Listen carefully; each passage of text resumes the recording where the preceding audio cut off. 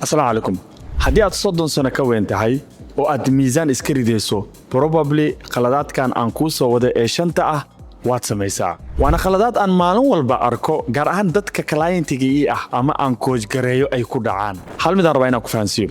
jirkaaga 20 jirka ah iyo jirkaaga 35 sano jiro ama 40 sano jiro isku mid ma noqonayaan marna dheefshiidkaaga isbedelay muruqahaaga isbedelay lafahaaga isbedelay haddana weli waxaan sameynaynaa ama aan isticmaalaynaa istiraatiijiga aan 20 jirka aan isticmaali jirnay mana noo shaqeynayso waxaan isweydiinaysaa way ay calooshaada u yaraanaynin way kiliyaha ay kaaga yaraanaynin way uusan miisaanka kaaga dhacaynin waxayrsuk intaan video guda galin 70% dadkiinaan maanta videogan daawanayo YouTube-ka wuxuu tusinaa inaadan subscribe ahayn waxa aaminsanaa maanta waxa ii daawanaysid waxaad raadinaysid waa natiijo waxaad ka cararaysidna waa shortcut iyo waxyaabo yaro fudud oo berito caafimaadkaaga dhibaato u keenayo inaadan sameynin YouTube-kana dabcan videoyadeeda kaliya wuxuu tusinaa dadka channelka subscribe-ka u ah oo kaliya haddii videogan xitaa wax yar uu ku caawiyay maalin subscribe dheh dabcan adiguna wax weyn kaama bi'inayso anagana wax weyn inoo tahay shanta qalad marka midka ugu horeeya aan u gudubno waxaan loo yaqaan crash diet-ka in 1000 calories maalinkii aad cunto tusaale ahaan inaa maalinkii oo dhan gaajo isku disho oo habeenkii markaad guriga timaadid le aad wax cunto yes 20 jirkaaga way ku shaqeynaysaa laakiin marxaladda iyo waqtiga hadda aad ku jirto ma ku shaqeynayso bal iska dhaafe waxay kugu sameynaysaa wax backfire la dhaho inay ku dhibaataysamaan faa'iido kuguma keenayso mar walba oo aad cuntada ka tagto jirkaaga waxa u fudud inuu murqaha jirkaaga burburiyo badalka uu faadka gubi lahaa waana ogtahay mar walba murqahaaga meesha ka baxaan metabolismkaaga ama dheefshiidkaaga gaabiya wax walba oo aad hadda rididna dibad u soo celinaysaa marka aad marxaladan weight loss-ka ama barnaamijkan aad 3 bilood ku boodboodaysid aad ka dhaxbaxdo maxaa ku fix gareyn kartaa marka isku day inaad cuntada si tartiib ah aad hoos ugu dhigto jirkaaga ha ka nixinin maskaxdaadana shock ha gelinin waxaad samaysaa quraacda haddaad ka tagi karto khada iyo casho macquul ah oo high protein ah cun haddii aad quraacda ka tagi karinna isku day subaxii inaad quraac high protein ah ku bilowdo sida 3 xabo ukun ah mashaariir oo 40 gram ah qaando oo whey protein ah yogurt iyo fruits oo kaleete at least ku bilow protein afkaaga maalinkii oo dhan jirkaagu way u fududaanaysaa inuu baruurta gubo sidoo kalena uusan gaajo dareemin khaladka labaad aan sameynana waxay tahay strength trainingku mabana lagu karaba ma ogtahay mar haddii aad 30 sano dhaafto jirkaagu wuxuu murqihiisa luminaa 3 ilaa 8% 10 sanaba waxaana loo yaqaanaa sarcopenia iyo aamin inaad jiimka tagto oo aad cardio samayso oo aad orodo amaba aad galaas boobooda ka qayb qaadato wayba kaga sii daraysaaba muruqu waa motoorka keliya ee dheefshiidkaaga dhaqaajin kara waxayna dhahaan 1 kiilo muruqa wuxuu awood u leeyahay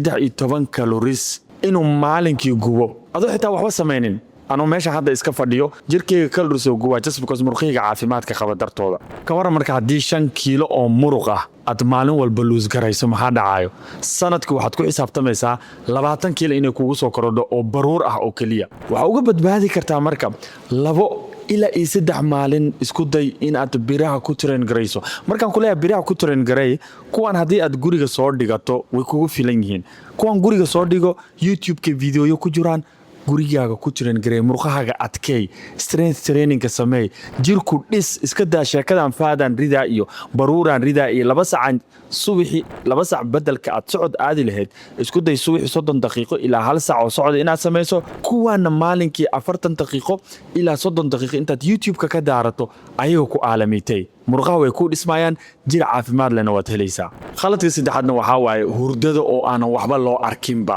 waxay dhahaan haddii 6 saacadood ka yar habeenkii aad hurdo waxaad kor u qaadi kartaa hormoonkaaga ghrelin-ka 28% bal iska dhaafe waxaad hoos u dhigaysaa 18% hormoonkaaga leptinka ghrelinku waa hormoonka inta badan jirka ku salido inuu maanta oo dhan wax uu cuno uu raadiyo gaajada keena maskaxdana fariin ah u diro inaad mar walba gaajeysan tahay waa hormoonka inta badan craving-ka kugu dila macaanka inaad raadiso keena ma iga aaminaysa haddaan ku dhaho hurdadii xalay kugu yaraatay darteeda iyo hormoonkaas maanta oo dhan active u yahay leptinku waa hormoonka inta badan director activationkeeda bixiya maskaxda u sheega inaad dhergan tahay inaadan cunto u baahnayn inay waxa caloosha iyo jirka ku jiro ay kugu filan tahay hawshuna ay si fiican u socoto leptinkaasna hoosaa lagaaga dhigaa greenlinkaasna koraa lagugu qaadaa haddii maray hurdadaadu yaraato adigu waxaa laga yaabaa dhafarka inaadan waxba u arkin laakiin ogow maalinkii adoonan garanaynin maskaxdaada waxay kugu khasbi doontaa 3 ilaa 400 oo calories ah oo ziyaado ah inaa cunto ugowna 20 kiilo ilaa iyo waxay dhahan 15 kiilo oo ziyaado ah waay oo sanadkii kugu soo kordhaysa haddii hurdadaada leh habeenkii ay kaa halawdo taladan ku siinaa marka waxay tahay uma baahnid 8 saacadood oo hurdo ah inaa hurdo ama 10 saacadood kaliya waxaad u baahan tahay 6 ilaa 7 saacadood oo kugu filan oo hurdo ah habeenkii inaad hesho isku day taleefanka inuusan noqonin caqabada hurdo la'aanta kugu ridaysa ogowna maanta adduunku dadku way kala waqti duwan yihiin haddii aad Mareykanka joogto nin Soomaaliya jooga wax soo gelinayo haddii aad Soomaaliya joogtana mid Yurub jooga wax soo gelinayo adigu marka haddii aad noqoto saacadii wareeganaysay oo meel walba taagneed noloshaada oo dhan aad ku khamaaraysaa khaladka saddexaadna waxay tahay qofka inuu aamino inuu asiga kaligiis isku filan yahay cilmi baaristu waxay sheegaysaa 65% dadka accountability-ga haysta dadku gruubyada ku jira asxaabta inta is aruursato barnaamijka hal mar wada sameeya in 65% ay ku guuleystaan weight loss ka ay sameynayaan imagine waliba waxaa la dhahaa 95% waxaa guuleysta qofka haysta qof la xisaabtama tusaale ahaan adi iyo wadaadka ku qabo yaa waxaad ku heshiiseen 3 bil soo socota inaad miisaanka iska ridaan waxaa laga yaabaa adi gabar saaxiibta waxaad ku heshiiseen in bisha soo socoto aad miisaanka iska ridaysiin amaba coach baad samaysataba 15 bir waa lagu soo xiriiraa miisaankaaga la fiiriyaa waa lagu xisaabtamaa waxay dhahaan 95% dadka guuleysto waa dadka noocaas ah laakiin haddii aad mar walba ku xisaabtanto internally gudahaaga inaad adigu iska motivate garayso iyo aamin hal maalin ama 2 maalin oo ay go'aan xumo kugu dhacdo waxay keeni kartaa in noloshaadii wixii aad soo wado dhan aad ka dhex baxdo sameeysa marka qof partner ah saaxiibka ah qof aad isku gool tihiin inaad barnaamijka wada bilowdaan amaba coach raadso oo kula xisaabtamo oo accountability kula sameeya maahan inaad motivation ka raadinaysid in lagugu dhiirigelinayo maaha in de aad og tahay waqtigaas haddii la gaaro in wax lagaaga fadhiyo khaladka ugu dambeeyana waxaa waaye waxaan all or nothing ay dhahaan hal maalin uu dietka kaa halaabaa isbuuciyo dhan waxaad rabtaa waxaa rabtid inaad iska samayso hal maalin aroos lagaaga yeertay macaanaad ka soo dharagtay waxaad rabtaa wixii ka dambeeyo barnaamijkaaga oo dhan inaad ka dhaxbaxdo oo aad iska dhaadhiciso inaysan waxba kuu shaqaynaynin haddii aad isku aragto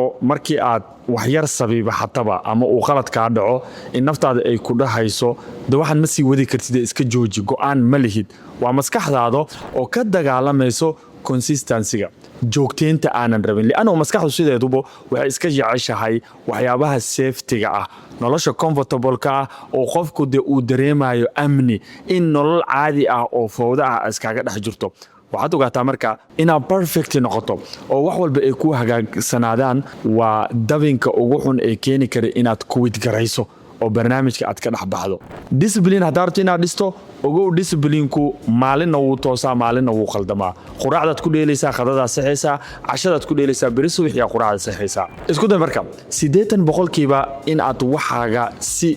go'aan ay ku xiran tahay aad u samayso 20 ka soo hare bini'aadanimada u daa waad qaldami kartaa macaanaad cuni kartaa waa in muxuu ahay mararka qaar xataa ku talagalaad u cuni kartaa wax dhibaato ma lahan laakiin isku day inaad maalinka ku xigto hawshaadu aad meesha ka wado ha noqonin le adigu doqonkii intuu dhulka ku dhacay meesha ku dhacay iska seexday yaamin qofka hadduu mar 30 sano ka weyn yahay uma baahna wax tiro badan inuu sameeyo inuu supplementiya tiro badan soo iibsado si uu miisaanka u rido in waxyaabo aanan tabartaada ahayn aad samayso waxaasoo dhan uma baahnid kaliya waxaad u baahan tahay istaraatiiji adiga naf ahaan kuu shaqaynayo isku day marka 5 shay inaad fix garayso walaahi alcadiim weight loss ku si tartiibu jirkaaga uga dhexdhacaa bal iska dhaafee mar dambe xitaa kuguma soo noqonayo haddii aad rabto marka wax badan inaad ka barato fitnesska iyo sidoo kale nafaqada channelka follow dheh sidoo kaleetana like saar videogan haddaa intaa nala soo gaarto walaalka ku safriye asalaamu calaykum waraxmatullahi wabarakaatu